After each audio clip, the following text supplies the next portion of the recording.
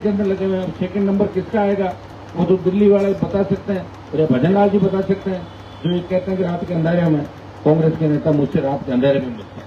भजन लाल जी, आपको राजस्थान के जवानों की बद्दुआएं लगेगी। आप समय रहते इन बच्चों की एसआई भर्ती को रद्द करें।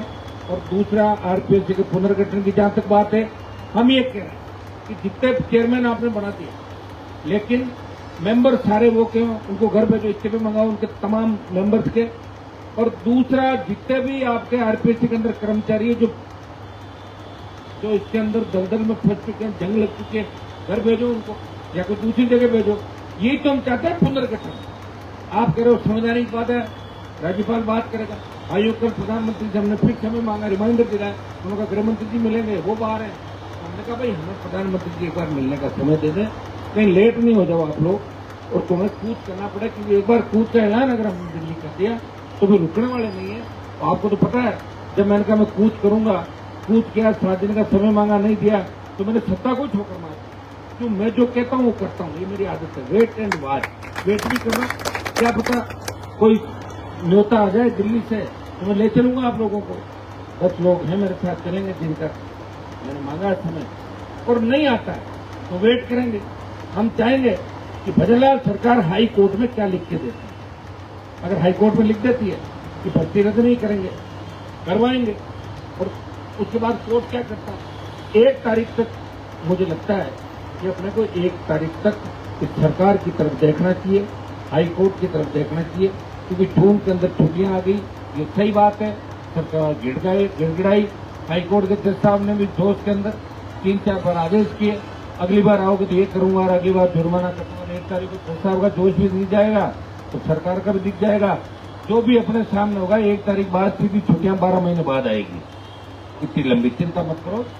और अपनी सरकार को 1 तारीख के बाद जो फैसला होगा तो फिर जल्दी सरकार को झुका देंगे, क्योंकि अगला पड़ाव भजनलाल नहीं होगा, अगला पड़ाव मोदी और अमित शाह होंगे। इस चीज का ध्यान दें। कल मेरी जोधपुर के अंदर एक मीटिंग है, एम्स के अंदर, आप लोगों की सेवा के लिए। सरकार ने चुनाव हुए थे उसके अंदर, और चुनाव में सरकार को चाहती मुझे पहले ही बना देती 2 साल 5 साल के अंदर। लेकिन चुनाव से एम्स के अंदर मेरा नॉमिनेशन हुआ है। एक 3 मेंबर एम्स के अंदर बनते हैं, 2 लोकसभा के और 1 राज्यसभा का। मैं आप कहो तो 4 दिन से जाया हूँ, ताकि कामकाज होते रहे लोगों के। रोज तकलीफ में लोग होते हैं, तो कल रात को मैं फिर वापिस आपको भी शाम कोशिश करूंगा 8-9 बजे पहले आने की। नहीं आ पाए तो परसों सुबह आपसे मिलूंगा। परसों हमारा भरतपुर के अंदर जाट आरक्षण आंदोलन है, डेरा मोड़ पे। अपन सब लोग उधर चलेंगे, एक बार उनको चार्ज करेंगे। और भरतपुर धौलपुर डी नया जिला बन गया, उनके जाटों का आरक्षण जो दिल्ली की नौकरी में पड़ा हुआ अटका पड़ा है, उसको भी दिलाने की आवश्यकता है। ये जो एक चूक रही है, एक त्रुटि रही है, तो सुप्रीम कोर्ट ने पहले आरक्षण दे दिया था, सुप्रीम कोर्ट ने कहा जल्दबाजी में दे दिया, स्टेट गवर्नमेंट ने वापिस दे दिया, वापिस आयोग से रिपोर्ट मांगी। लेकिन दिल्ली के पास रिपोर्ट पेंडिंग है।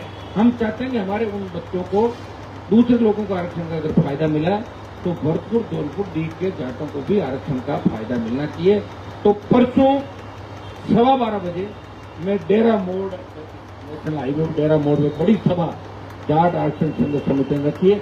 हम सब लोग उसके अंदर चलेंगे, यहाँ से हजारों की तादाद के अंदर हम जाएंगे। और दिल्ली तक भजनलाल जी, आपका गृह जिला भरतपुर है, आप जानते हो भरतपुर के लोग कितने जिद्दी